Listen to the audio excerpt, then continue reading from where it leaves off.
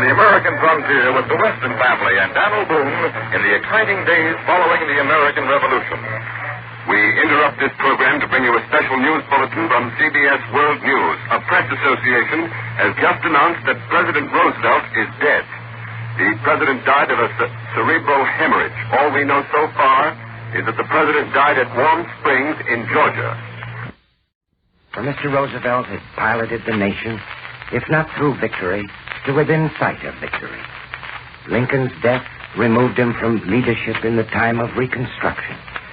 President Roosevelt's death has removed him from the greatest task ever faced by men of making peace and building a secure and neighborly world.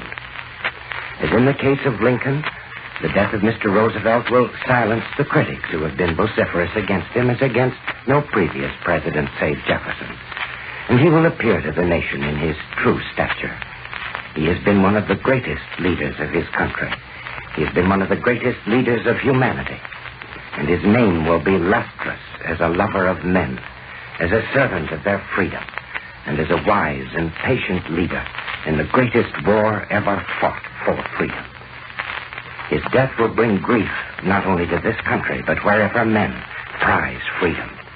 It will bring a shock to all allied countries, for Roosevelt's leadership in the difficult test of allied cooperation has been the rock of their hopes, and his loss will be a weakening of allied coherence.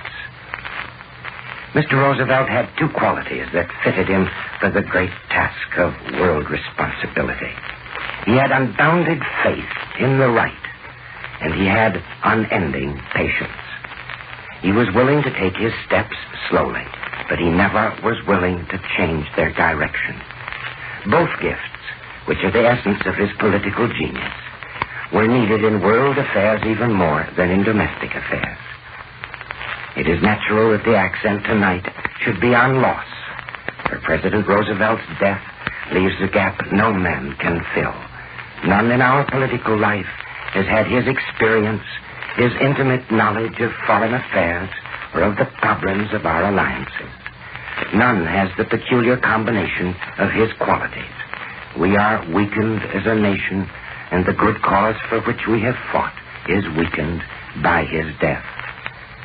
But it would be out of perspective to stress the loss in disregard for the fulfilled life for which we owe so great a gratitude. President Roosevelt's gift to his fellow Americans is not easy to appraise in a few words. He has served the country so long that he's become inseparable from the political scene itself. It's hard to realize that he was a man who felt like you and me, worked hard like you and me, tried his best, resented his critics, yearned for his rest time. He'd become an institution. He had been president so long that he had ceased almost to receive the normal response one gives to a human being. But from his entry to the White House, which was in an hour of crisis, to his death, which was in an hour of infinitely greater crisis, he has led the nation steadily and always confidently. And in that time, he has revised the nation's concepts about human rights in this country. He has seen the law books enriched with a great volume of legislation designed to improve the lot of common people. He has impressed on this hemisphere his desire for friendliness and fellowship, and he has impressed that desire on all the world. It will be as a war leader that history will give him his highest rank. His clear eyes foresaw the approach of danger, and his deft and understanding leadership brought the country step by step through the decisions which lined us up on the side of democracy and civilization. Surely the most masterful skill he ever displayed publicly was in the period before Pearl Harbor, when he made the destroyer deal, presented the concept of Lend-Lease, wiped neutrality legislation off the books, placed our men on Iceland and at other bases, convoyed our munition ships to the British, and put our rising production on the side of those holding out against a dominant Hitler. Since that year, the crushing weight of war leadership has rested on his mind and his body. Anyone who had seen him recently knows how it bore down and sapped his rugged vitality. The photographs of him at Yalta showed him a tired old man. The return voyage rested him, and he seemed renewed again. And he'd been at Warm Springs, so his associates were sure he would be able to continue to bear his burdens. But today they were lifted from him, and he is at rest. But if he has left his burdens, he has left a heritage that promises to loom ever larger as he and his work are seen in historical perspective. It was a heritage wrought of his belief in common people. He trusted them, he loved them, and he served them. He fought for them as their commander-in-chief. He designed his vision of peace for them. And his leadership brought them more substantial benefits than is the leadership of any man of his age. If there is a peace for them in the era now opening, he will live on in it as the spirit of an artist lives in a masterpiece he has painted. If they maintain their security in this country, he will live on in that as a composer lives in the music he has written. And if they enjoy and enlarge their freedom, that will be the monument he would most have loved. Here is David Wills, who has just returned from the White House. Over at the White House, the flag is at half-mast for a dead president. The silent crowds are beginning to line the sidewalks along the park opposite the Pennsylvania Avenue entrance to the White House, but the sidewalk in front of the railings is once more guarded by military police. A few minutes ago, Steve Early, who for so long was the president's assistant and press secretary, and Dr. Ross McIntyre told us how the news came suddenly from Warm Springs that the president had fainted at about 2 o'clock Eastern Time today while he was having some sketches made but for a portrait. He'd been his usual self this morning, had gone about the normal business that he's allowed to do when he's resting at Warm Springs. He'd had no hidden illness, no operations during the past month to account for this sudden illness. But obviously the illness was serious. Dr. Howard Gruen, commander in the Navy attached to the president's staff, was with him, and Dr. James Poland of Atlanta was hurriedly summoned.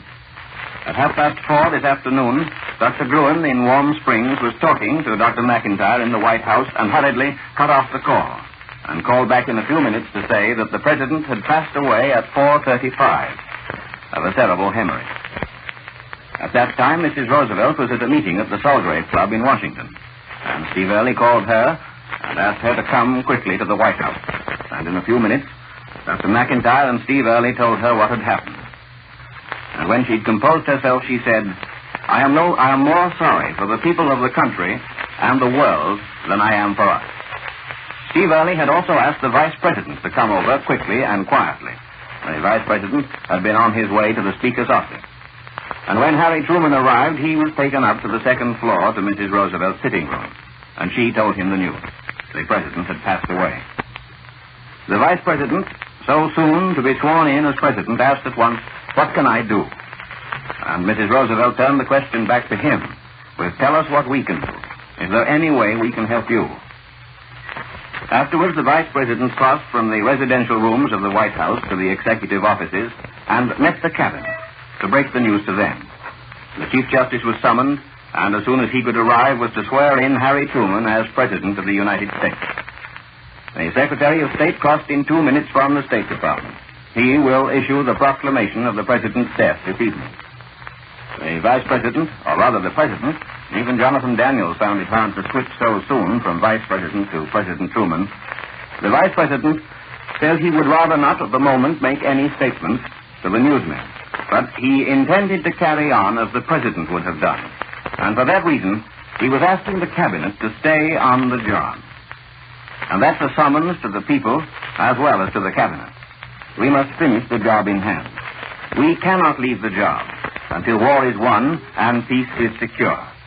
And as a symbol of the need to go on with the job, just a few minutes ago, the State Department announced that there would be no change in the date of the San Francisco conference. And now here is Borkage with more news from the White House. Borkage talking. I just returned from another trip to the White House.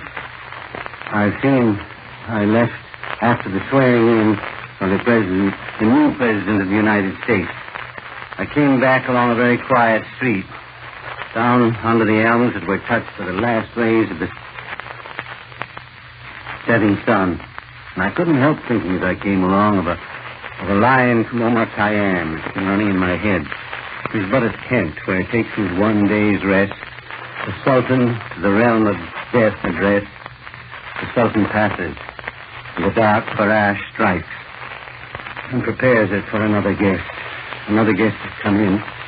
He stood there with his wife and daughter between him and the Chief Justice of the United States, and took the oath.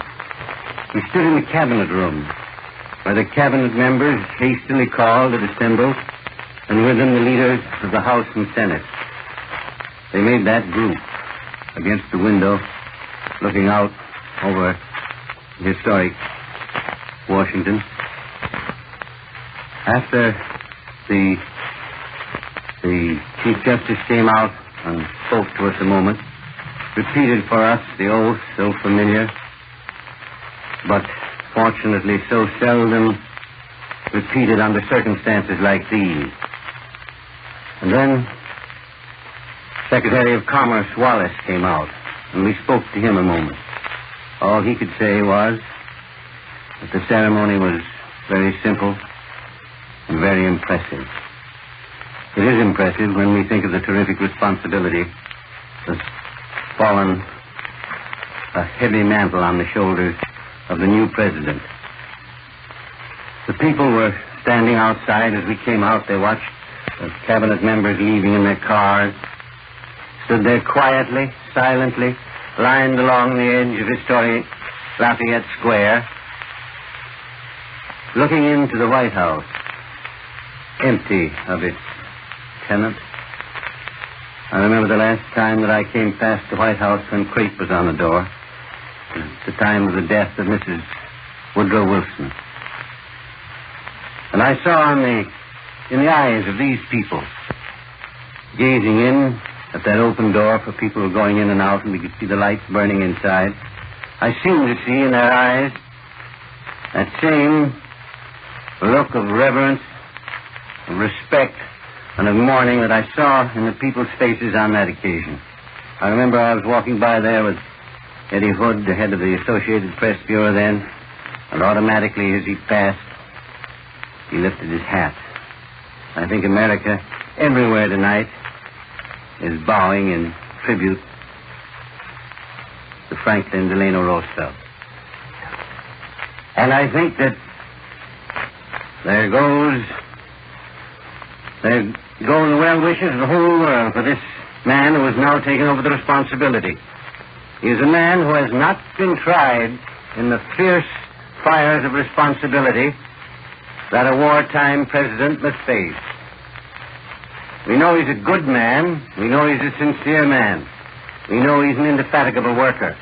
And only a week ago I sat with him in his office, and he told me, frankly, that he was doing the one thing that he believed he could to further the plan of international peace.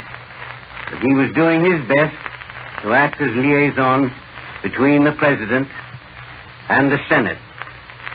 And I believe in these last weeks and these last months, he has thoroughly absorbed the ideas and the policies of the President. And as he promised to do in the few words he spoke, before he was congratulated by those who stood about him when he took his oath, I believe that we may count on him to carry out those policies as he believes them to have been in the mind of the President. That's all, and thanks very much. This is the Blue Network of the American Broadcasting Company.